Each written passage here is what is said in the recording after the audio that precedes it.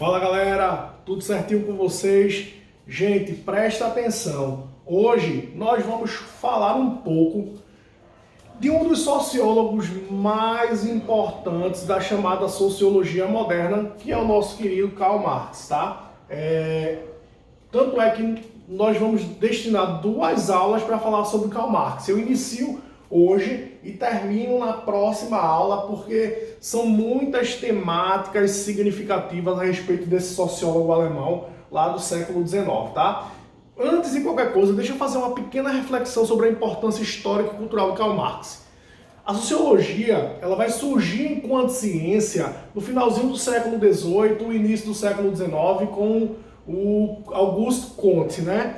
Comte, ele falava da necessidade de estudar a sociedade de forma científica, ou seja, a necessidade de estudar a sociedade como uma ciência, daí nasce essa ciência aqui no qual nós denominamos de sociologia, ok? Então é importante a gente fazer essa reflexão nesse contexto histórico. Então eu tenho o Auguste Comte como o primeiro sociólogo, né? O pai da sociologia, o cara que fez essa reflexão sobre estudar a sociedade como a ciência mesmo, criando métodos, regras, enfim.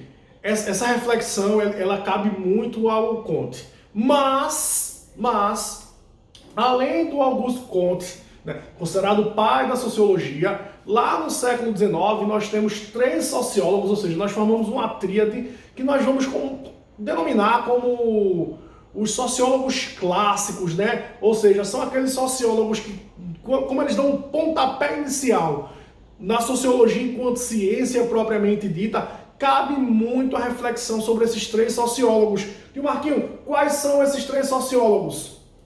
Emile Durkheim, que nós comentamos sobre eles em aulas anteriores, é importante que a gente visualize que a visão durkheimiana sobre a sociologia é uma visão muito de sociedade, de instituições sociais, de manter o coletivismo, para evitar, por exemplo, desestruturas sociais, no qual o Emile Durkheim denominava de anomias sociais. Então, é por meio de um estudo que nós vamos chamar de fato social que o Durkheim prega muito essa ideia do coletivismo, do papel das instituições sociais dentro do processo de socialização e por aí vai. O outro sociólogo nesse contexto de sociólogos clássicos é o Max Weber, alemão assim como o Karl Marx. Só que a ideia de Max Weber dentro dessa sociologia clássica, ela vai para outro campo, ela vai para o conceito de ação social, né?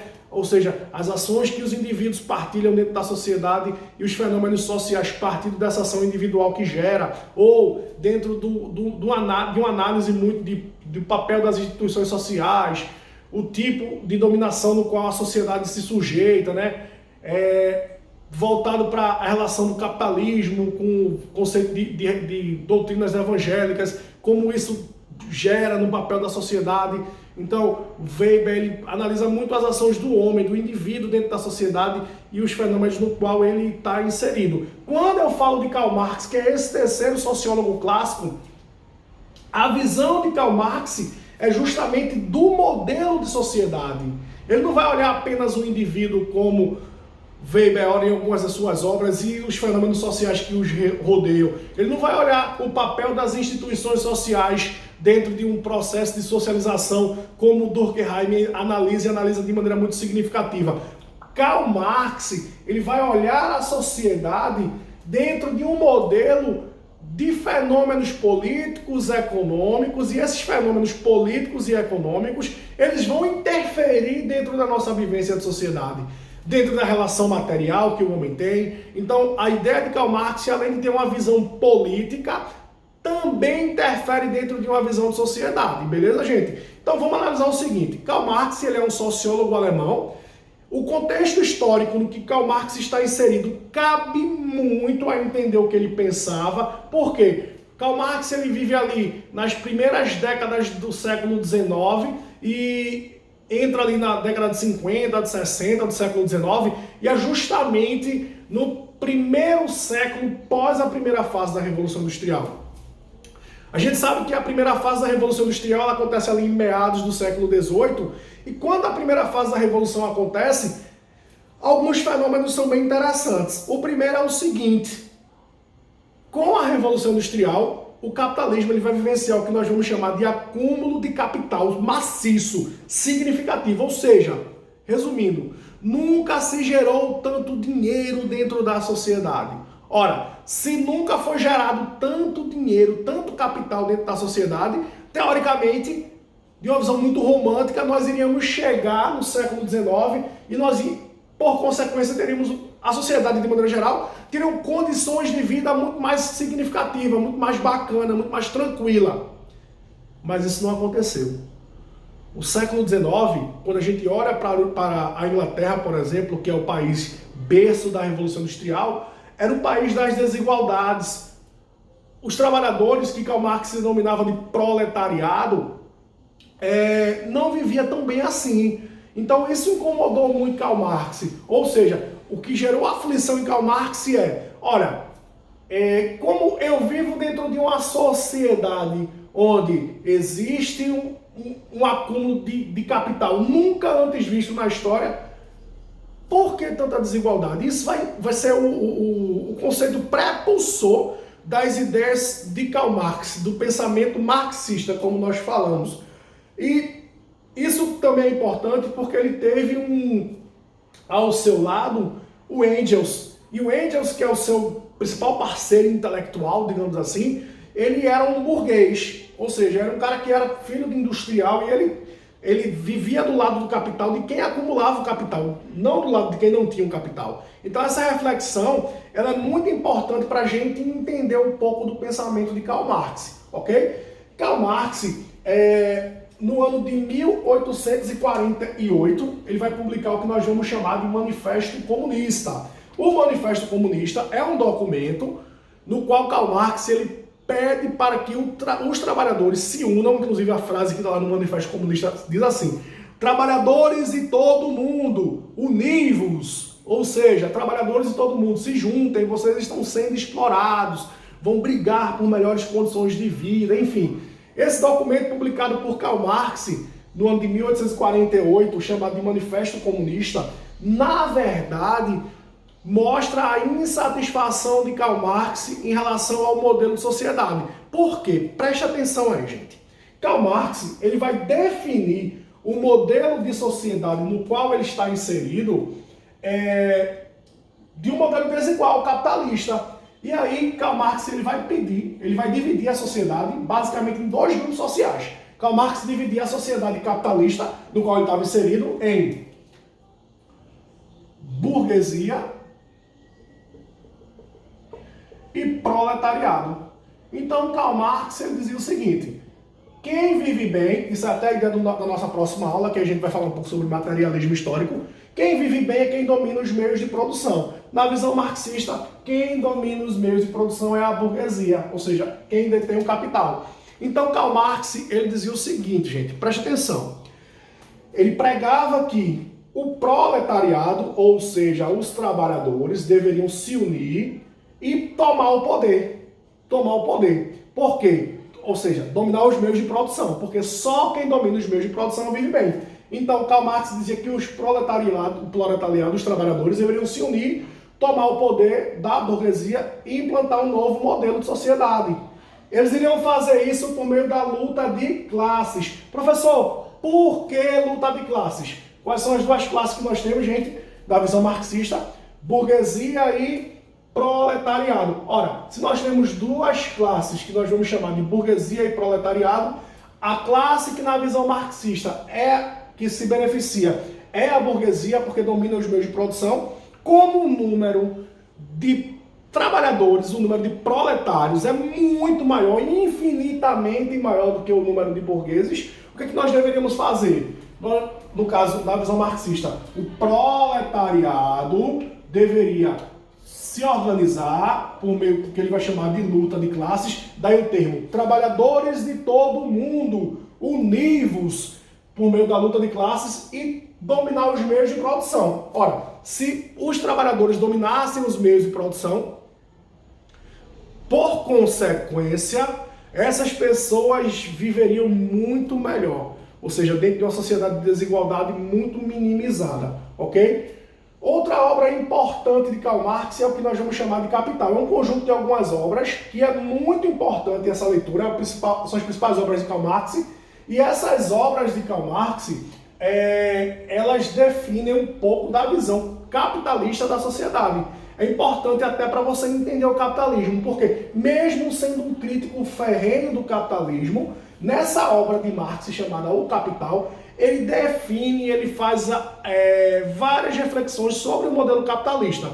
Então, ele entendeu como é que funciona o mecanismo para depois tecer as críticas. Daí a sua importância histórica, tá? Professor, o que seria mais-valia? A mais-valia é o seguinte, preste atenção, gente.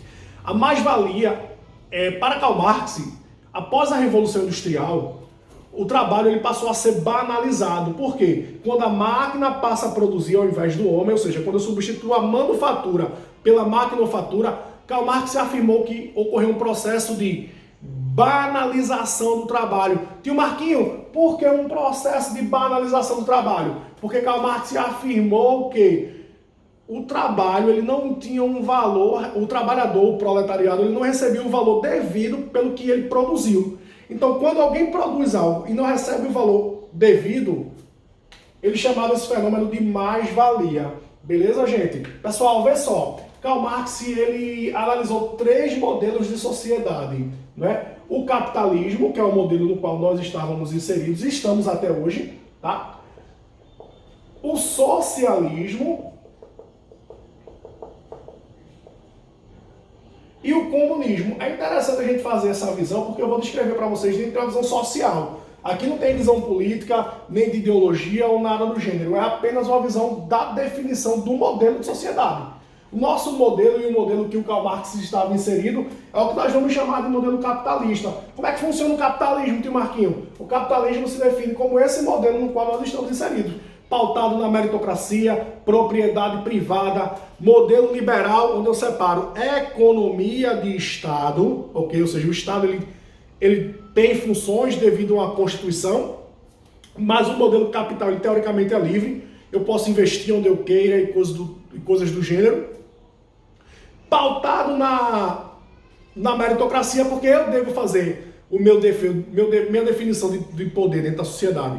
Mas Karl Marx afirmou que o capitalismo ele gera um problema que ele vai chamar de desigualdade social. Ou seja, a desigualdade social se caracteriza pelo não equilíbrio da divisão do capital. Vão existir pessoas que vão ter muito dinheiro e vão existir pessoas que não vão ter dinheiro. Ou seja, na visão de Karl Marx, não cabe uma divisão equacionada para todos no modelo capitalista.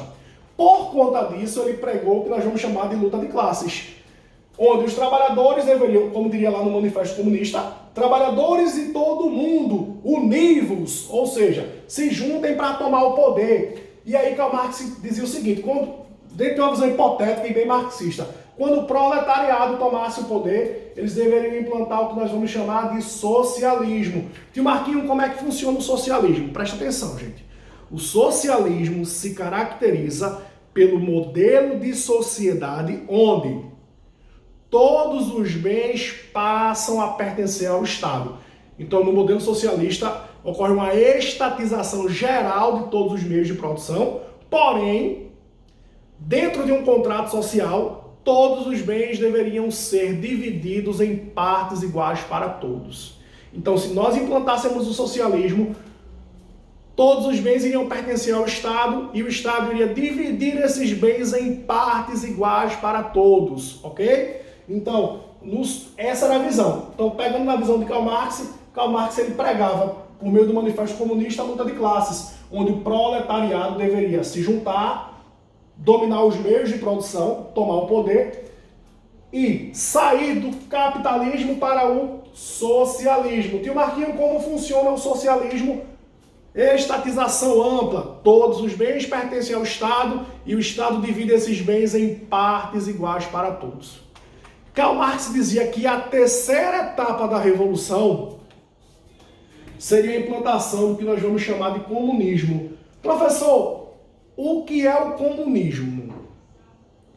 Do ponto de vista ideológico, o comunismo se caracteriza pelo modelo de sociedade onde não existe Estado, não existe propriedade privada e todos os bens são divididos em partes iguais para todos diante de uma consciência coletiva. Então, se nós implantássemos o comunismo, o Estado iria abolir, a propriedade privada iria abolir e a sociedade iria criar uma consciência coletiva tão forte, tão significativa, que todos os bens iriam ser divididos em partes iguais para todos. Bem, o Karl Marx, que definiu essas chamadas etapas da Revolução, chamou esse processo aqui de utópico. Tio Marquinho, o que é algo utópico? Alguma coisa utópica é algo fora da realidade. Ou seja, para Karl Marx,